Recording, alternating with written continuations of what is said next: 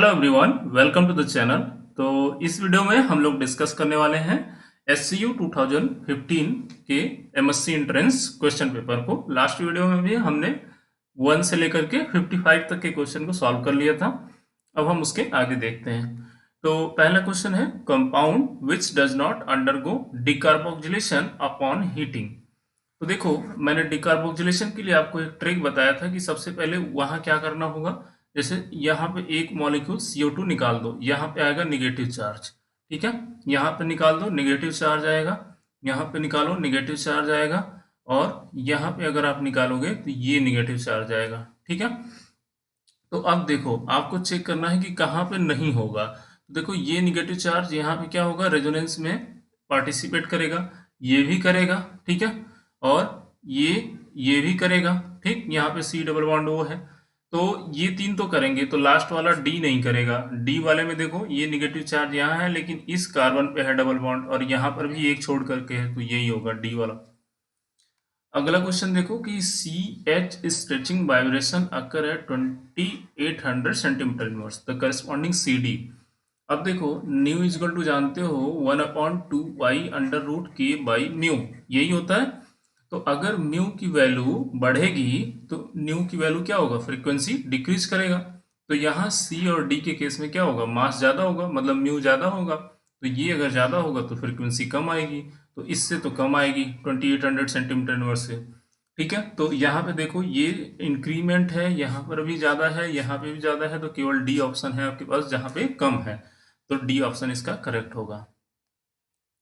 अगला question, appropriate substrate for the obtaining benzene. Benzene का मतलब जानते हैं क्या होता है, ये बेंजीन रिंग है, और यहाँ पर जैसे आप सिंपल एक ट्रिपल बॉन्ड होता है, ये होता है बेंजाइन।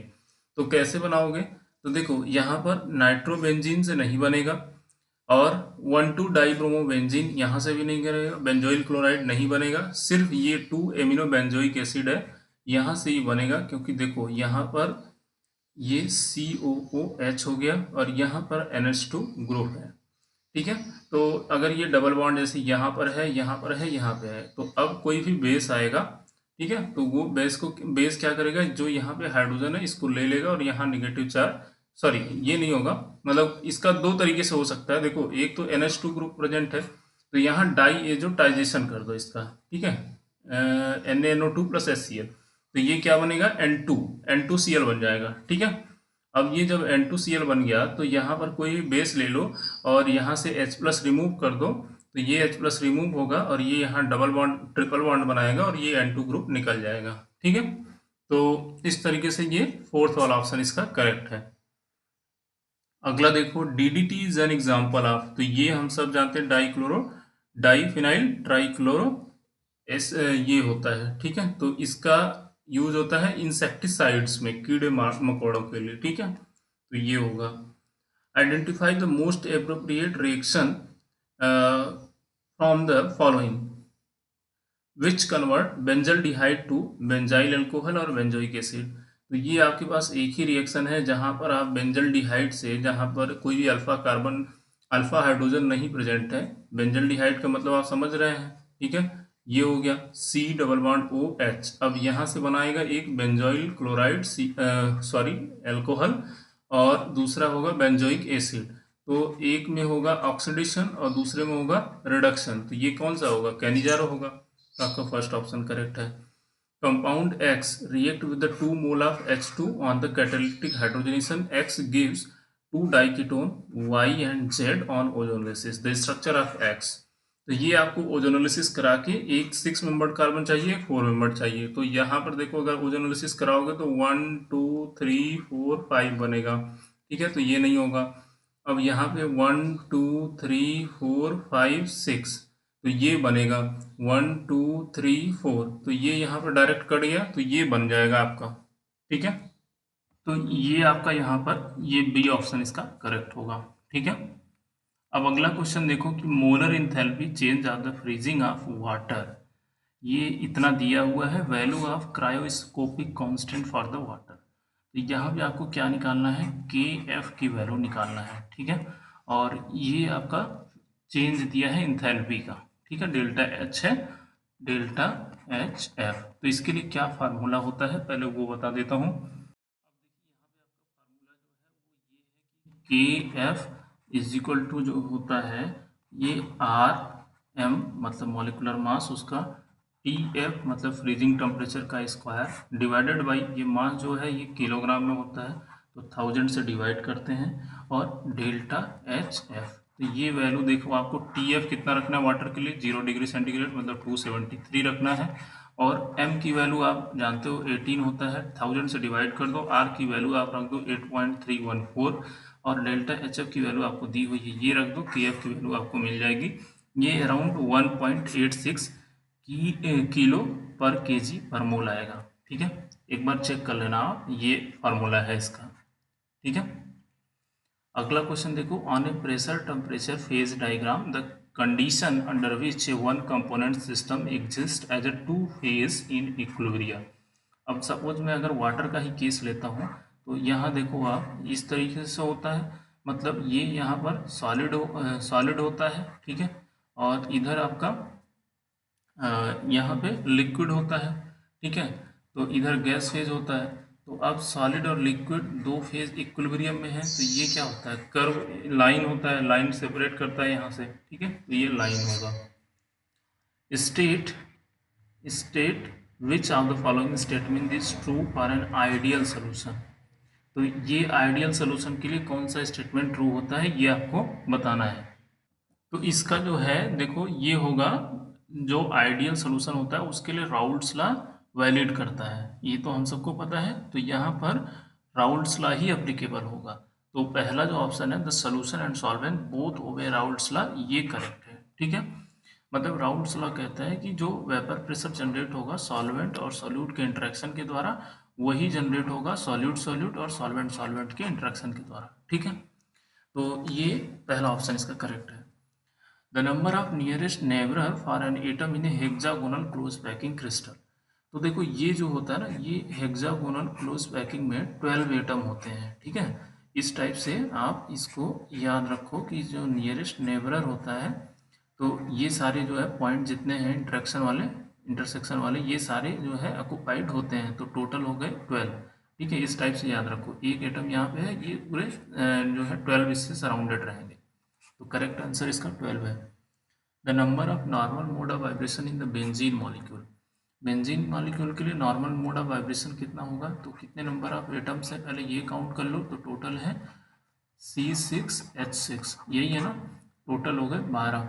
ठीक है, तो 12 इंटू 3 तो कितने हो गए 36। अब 36 हो गए total number of normal mode. अब उसमें से वाइब्रेशनल निकालना है तो -6 कर दो तो 30 मिलेगा। तो बी ऑप्शन करेक्ट होगा।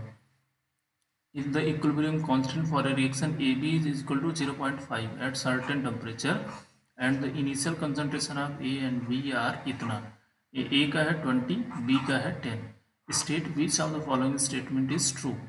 अब देखो, the reaction is endothermic, the reaction will proceed in the reverse direction proceeding a net increase in the concentration of A if the catalyst is added to the reaction mixture, the rate of forward है। हाँ, तो देखो यहाँ पर जो है ये reaction equilibrium में है, दैट मीन्स कि rate of forward reaction is equal to rate of backward reaction. तो ये आपका सी ऑप्शन इसका करेक्ट होगा। ठीक है, which of the following is a condition for delta H equal to 0 is equal to T delta H 0 for the chemical equilibrium. तो हम जानते हैं कि डेल्टा जी इक्वल टू क्या होता है, delta H minus T delta S. अब जब ये दोनों इक्वल हो गए डेल्टा एच और टी डेल्टा एस तो ये हो जाएगा 0। ठीक है, तो डेल्टा जी हो गया 0 और ये होता है माइनस RT ln K और ये हो जाएगा तब ln K इक्वल टू 0। तो अगर K निकालूंगा तो e टू द पावर 0 होगा, e टू द पावर 0 मतलब 1 होगा। ठीक है, तो K इक्विलिब्रियम 1 होगा। Amount of KMnO4 required to oxidise 5 gram of FeSO4 molecular weight दोनों का दिया है। ठीक है, इज क्लोज टू। तो देखो यहाँ से आप कैलकुलेट करो कि यहाँ पे इसका 1 मोल यूज हो रहा है 1 मोल के लिए ऑक्सीडाइज, क्योंकि यहाँ से K प्लस निकलेगा MnO4 माइनस निकलेगा, यहाँ से क्या होगा Fe2 plus plus SO4 2 minus. तो यहाँ पर ये K वाला जो है K SO4 के साथ जुड़ जाएगा और ये MnO4 जो है ये Fe के साथ जुड़ जाएगा। तो मेनली आपको देखना है कि 152 ग्राम जब आयरन है तो इससे प्रोड्यूस होगा 1 मोल, मतलब 158 ग्राम ऑफ KMnO4। तो 1 से कितना होगा 158 डिवाइडेड बाई 152, 5 ग्राम से कितना हो जाएगा, मल्टीप्लाई कर दो 5 से, तो ये जो आंसर आएगा ये 5 ग्राम के अराउंड आ रहा है। ठीक है। If the half-life of a reaction double as the initial concentration of the reactant is double the order of reaction, तो हाफ लाइफ जो है ये प्रोपोर्शनल होता है, ये याद रखो 1 by initial concentration H0 to the power n-1। इसके half life of reaction double as the initial concentration of the reactant is double, मतलब वो डायरेक्टली प्रोपोर्शनल है। तो डायरेक्टली कब प्रोपोर्शनल होगा, जब n की वैल्यू 0 होगी, दैट मीन्स कि ये 0 ऑर्डर रिएक्शन है। ठीक है। Which of the following can be added to maintain the pH of an aqueous solution when CO2 is dissolved in it? तो देखो ये जो है ऐड किया जाता है बाइकार्बोनेट, मतलब यहाँ पर सोडियम बाइकार्बोनेट NaHCO3, इसको ऐड करते हैं pH को मेंटेन करने के लिए, क्योंकि ये जो है इस कार्बन डाइऑक्साइड को कन्वर्ट कर देगा HCO3 माइनस में। ठीक है, तो ये इस वजह से यूज किया जाता है।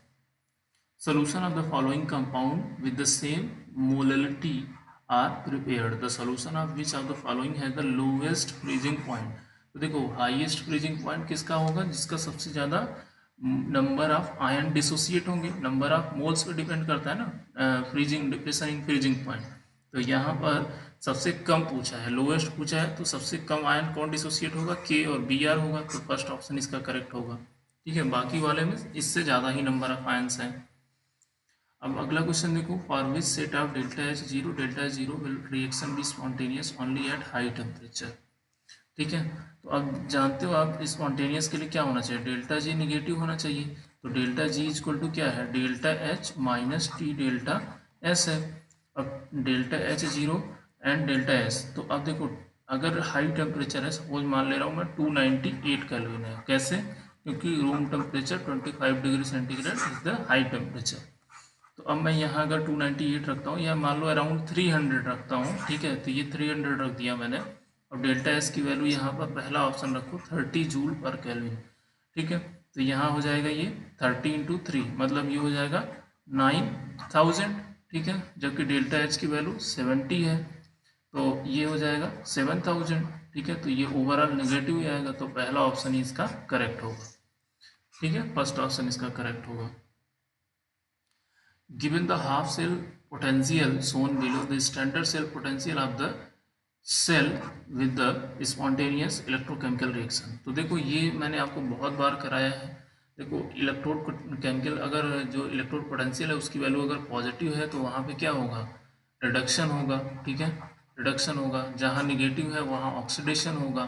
ठीक, अब ई सेल निकाल लो आप। ठीक है, E0 सेल क्या होगा, ई रिडक्शन माइनस ई ऑक्सीडेशन, या ये कैथोड की तरह काम करेगा, ये एनोड की तरह करेगा। ठीक है, तो सिंपल 0.85 माइनस के साथ यहाँ होगा तो ये प्लस हो जाएगा 0.76। तो सिंपल अगर आप ऐड कर दो ये क्या होगा, 6 5 11 और 8 7 15 16, 1.61। ठीक है, तो बी ऑप्शन इसका करेक्ट होगा। अब अगला क्वेश्चन देखते हैं हम। तो इसके देखिए यहाँ पर HCl का दिया हुआ है, इक्विवेलेंट कंडक्टेंस NaCl का है और NaAc का है, और पूछ रहा है इनफाइनाइट डाइल्यूशन पे HAC का क्या होगा। तो सिंपल आप लिख लो। ठीक है, HCl का लिख लो, तो ये डिसोसिएट होगा तो क्या देगा आपका H plus plus Cl minus देगा। दूसरा है NaCl, ये डिसोसिएट होगा तो क्या देगा Na plus plus Cl minus. Third वाला क्या है NaAc है, तो ये अगर डिसोसिएट होगा तो Na plus plus AC minus देगा। अब देखो लास्ट में आपको HAC लाना है, तो पहला और तीसरा को ऐड कर दो। ठीक है, और उसमें से दूसरे वाले को माइनस कर दो। तो पहले और तीसरे वाले को जब ऐड करोगे तो 420 प्लस 91 कर दो माइनस 126, तो ये अराउंड 385 आ जाएगा। तो इसका फर्स्ट ऑप्शन करेक्ट है। Miller indices of the face having the intercept इतना दिया हुआ है, तो देखो जो इंटरसेप्ट होता है 1/2 2 और इनफाइनाइट, इसका जस्ट रिवर्स कर दो। ठीक है, तो ये 2 होगा, 1/2 होगा, 1/इनफाइनाइट मतलब 0 हो जाएगा। फिर इसको इंटीजर बनाओ, तो यहाँ पे देखो ये 1/2 है तो इससे 2 से मल्टीप्लाई करना पड़ेगा, तो यहाँ भी करोगे तो यहाँ भी करोगे, तो यहाँ तो ये 1 हो जाएगा, यहाँ 4 होगा, तो 4 1 और यहाँ पे 0 होगा। तो 410 होगा, इसका फर्स्ट ऑप्शन करेक्ट है। अच्छा, अगला क्वेश्चन, एक को solution of a compound with the concentration इतना दिया है, taken in a cell with a path length of 1 centimetre, absorb 10% of incident light, what concentration will be required to absorb 90%। तो देखो, पहले एब्जॉर्बेंस इज इक्वल टू होता है minus log of I upon में I zero is equal to epsilon C L. तो पहले का concentration दिया 10⁻³ लेंथ दिया है और एप्सिलॉन वैल्यू निकाल लो, ठीक है। तो यहाँ 10⁻³ एल की वैल्यू 1, एप्सिलॉन 1। अब देखो आई बाई आई नॉट, तो आई कितना है इनिशियल, मान लो जा रहा है जो ये सेल है, सेल में जा रहा है आई जीरो, और यहाँ से ट्रांसमिट हो रहा है आई, तो 10% एब्जॉर्ब हो रहा है, मतलब 90% ट्रांसमिट हो रहा है, तो आई जो है 90 होगा, और जो इंसिडेंट होगा वो 100 होगा, तो ये 90/100 कर दोगे आप, ठीक है। तो यहाँ पे 0.9 हो जाएगा, तो माइनस लॉग ऑफ 0.9 होगा। इसके बाद यहाँ एप्सिलॉन 1 निकाल लो, तो जब ये सॉल्व करके आप निकालोगे तो एप्सिलॉन 1 की वैल्यू 45 के अराउंड आएगा, ठीक है। अब दूसरा फिर है, उसका 90% हो रहा है, तो उसके केस में क्या होगा कि आप फिर से वही फार्मूला लगाओगे, minus log of I upon I zero. अब देखो यहाँ पे आई की वैल्यू कितनी हो जाएगी, 90% एब्जॉर्ब कर रहा है, दैट मीन ट्रांसमिट होगा 10%, और जो इनिशियल है वो 100 है, तो ये आप सॉल्व कर लोगे तो 0.1 आएगा, ठीक है। और यहाँ एप्सिलॉन 1 की वैल्यू 45 रख दो, और C और L की वैल्यू, तो C की वैल्यू आपको निकल जाएगी, L की वैल्यू सेम पाथ लेंथ है 1 सेंटीमीटर, तो ये अराउंड आएगा आपका कितना आ रहा है ये, फोर्थ ऑप्शन ये करेक्ट है, 0.022 आ रहा है, ठीक है। तो एक बार आप सॉल्व करके इसको जरूर देख लो कितना आ रहा है आपका आंसर। अगला क्वेश्चन है कि given the following equilibrium at a temperature T, देखो ये दिया है the relationship between Kc and Kp, तो आप जानते हैं कि Kp इज इक्वल टू क्या होता है, Kc R to the power delta Ng, यही होता है, ठीक है। अब यहाँ पे कितने हो गए, देखो number of gaseous product delta N G की वैल्यू जो होती है 2, minus number of gaseous reactant 4, तो ये हो गया -2, तो ये हो जाएगा R टू द पावर -2, तो ये आपका डी ऑप्शन करेक्ट है, ठीक है। अब उसके बाद देखो कि ये हो गया ना, हाँ सही है। Vapour pressure of water at 20 degree centigrade is इतना दिया है, vapour pressure of an aqueous solution prepared by dissolving इतने ग्राम ऑफ ग्लूकोज इन इतने ग्राम ऑफ वाटर। तो हम जानते हैं कि ये होता है, मान लो P0 माइनस P, ठीक है, lowering in vapour pressure divided by P0 equal to mole fraction of that solute. तो यहाँ P0 है 17.5, ठीक है, P की वैल्यू हमको निकालनी है, और यहाँ भी हो गया 17.5। अब मोल फ्रैक्शन ऑफ ग्लूकोज, ठीक है, तो ग्लूकोज का कितने मोल हो गया 36 डिवाइडेड बाई 180, इसका मॉलिक्यूलर वेट, ठीक है। तो ये नंबर ऑफ मोल्स आ जाएगा 0.2, और वाटर का नंबर ऑफ मोल्स कितना हो जाएगा 4, वाटर का नंबर ऑफ मोल्स हो जाएगा 14.4 डिवाइडेड बाई 18, तो ये आएगा 0.8, ठीक है।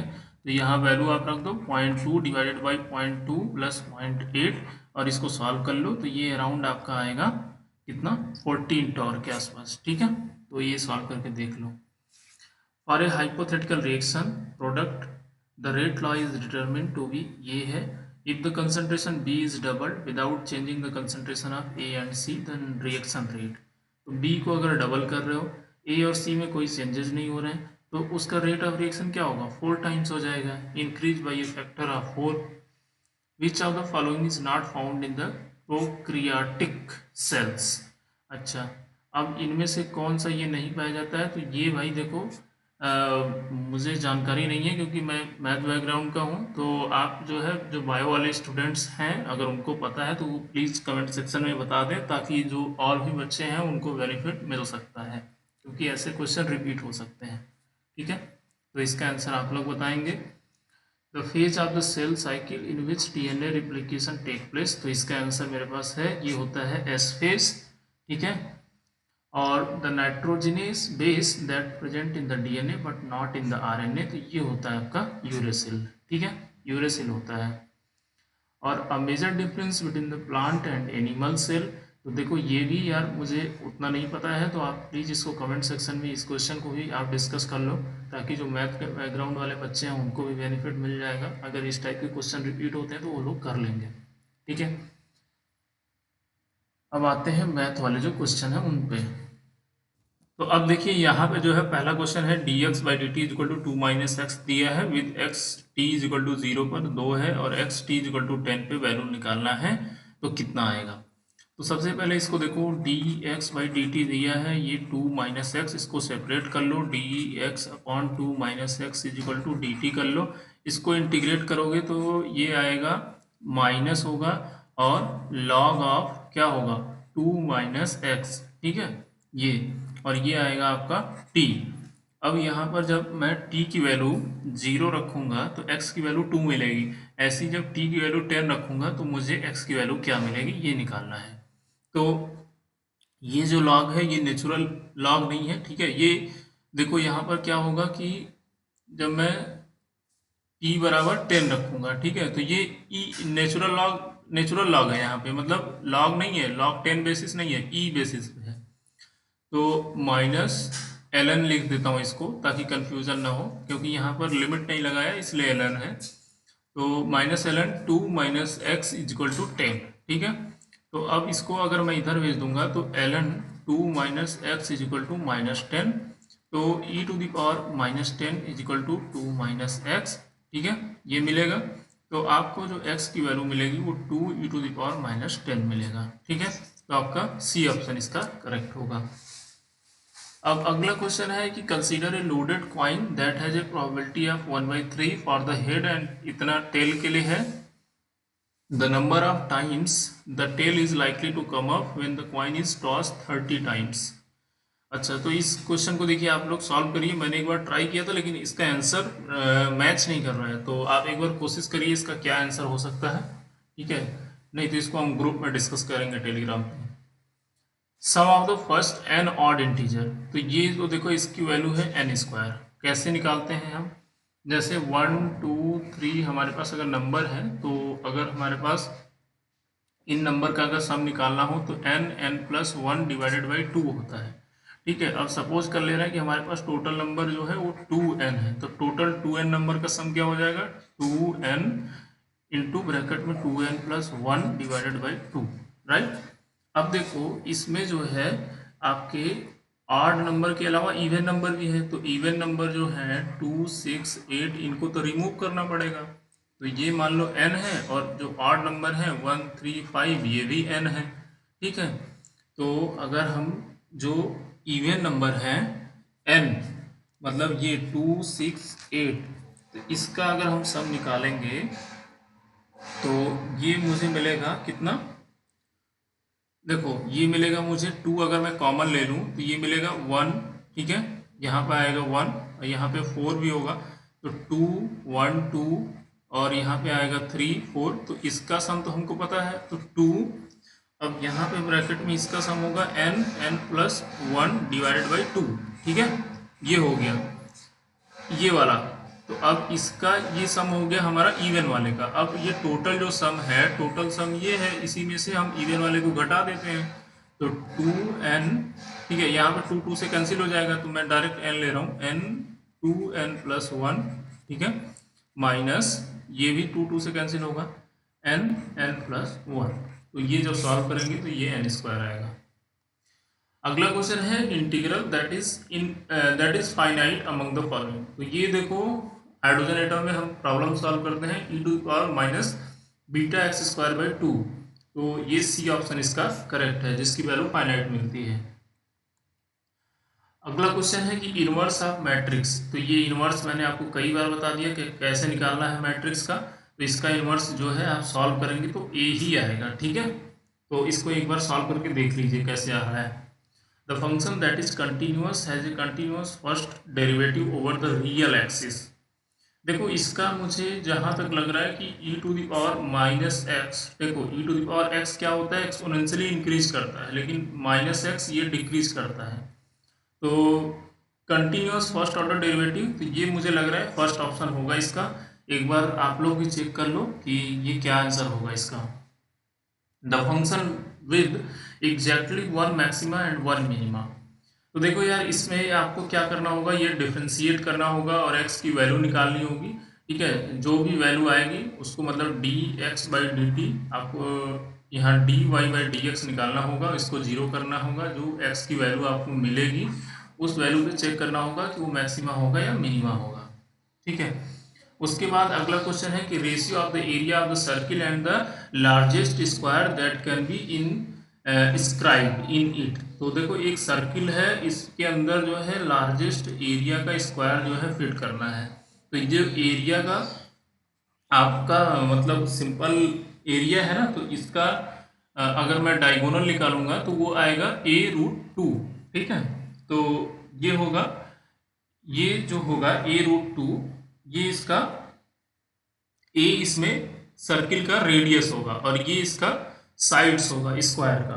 ठीक है, तो अगर मैं एरिया निकालूंगा सर्किल का तो वो होगा पाई आर स्क्वायर। ठीक है, पाई आर स्क्वायर, और ये जो होगा रेडियस मतलब आर की वैल्यू यहाँ पर ए है, तो पाई ए स्क्वायर हो जाएगा रेडियस ऑफ सर्किल, और ये जो है साइड है ये स्क्वायर का। ठीक, तो इसका स्क्वायर कितना होगा ए स्क्वायर, तो ये आ जाएगा a/2। ठीक है, तो a/2 आएगा, तो इसको आप सॉल्व करेंगे मतलब ये a²/2 आएगा, तो ये a स्क्वायर कैंसिल होगा, तो पाई/2 इसका आंसर होगा। अगला क्वेश्चन है कि equation of a straight line that passes through the origin and is perpendicular to the line. तो ये y = x+1 है, तो यहाँ पे अगर स्लोप देखें तो 1 है। अब हमको इसके जस्ट परपेंडिकुलर चाहिए, मतलब ये y = mx+1 का ग्राफ है।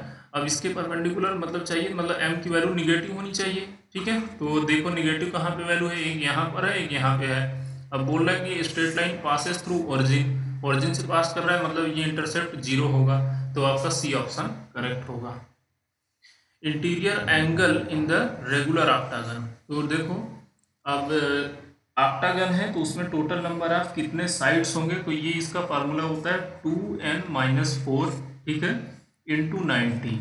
अब देखो n क्या है, नंबर ऑफ साइड्स मतलब 8 है, तो 8 × 2 मतलब 16 - 4 इंटू 90 डिग्री, तो ये आएगा टोटल 1080।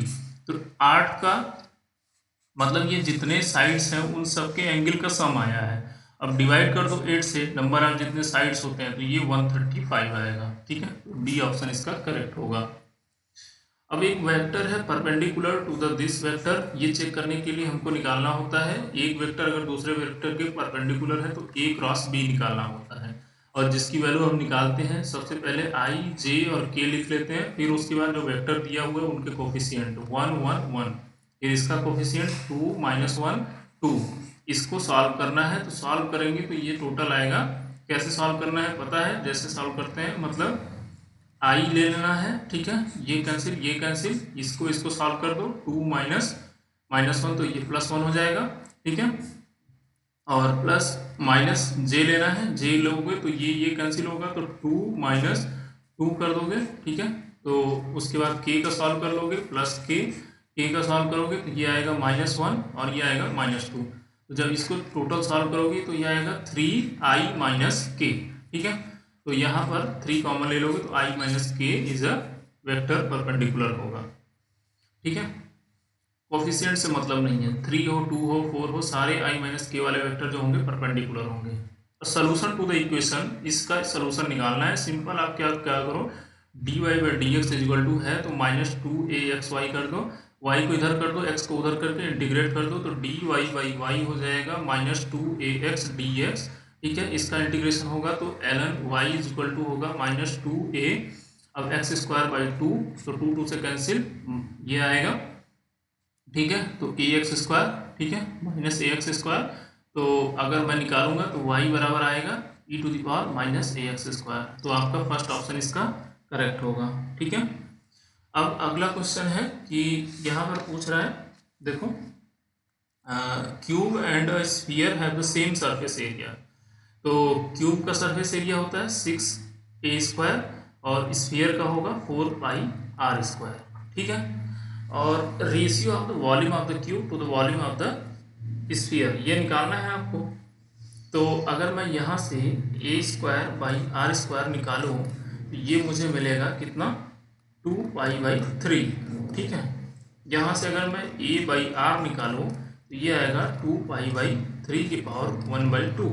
ठीक है, अब मैं यहाँ से क्या करूँगा, इस cube volume of cube to the volume of sphere, volume of cube मतलब A cube divided by 4 pi R cube, ठीक है, ये निकालना है। तो A cube by R cube हमको रखना है, तो ए बाई आर की वैल्यू पता है, इसका क्यूब कर दो, ठीक है, और वैल्यू रख दो। तो पूरा जब सॉल्व करेंगे तो सॉल्व करके ये अंडर रूट पाई बाई 6 आएगा। अगला क्वेश्चन है कि select the correct statement of the cosine rule. Cosine rule में क्या होता है कि ये सी स्क्वायर बराबर होता है A square plus B square minus 2ab cos C, ठीक है, तो इसका बी ऑप्शन करेक्ट है, ठीक है। आई होप कि आपका ये जो है सारे क्वेश्चन क्लियर हुए होंगे। तो अभी आपका 2015 जो है पूरा कंप्लीट हो चुका है। अगर आप लोगों को मेरे वीडियो पसंद आ रहे हैं तो प्लीज़ चैनल को लाइक शेयर एंड सब्सक्राइब जरूर करिए। Thank you so much for watching the video.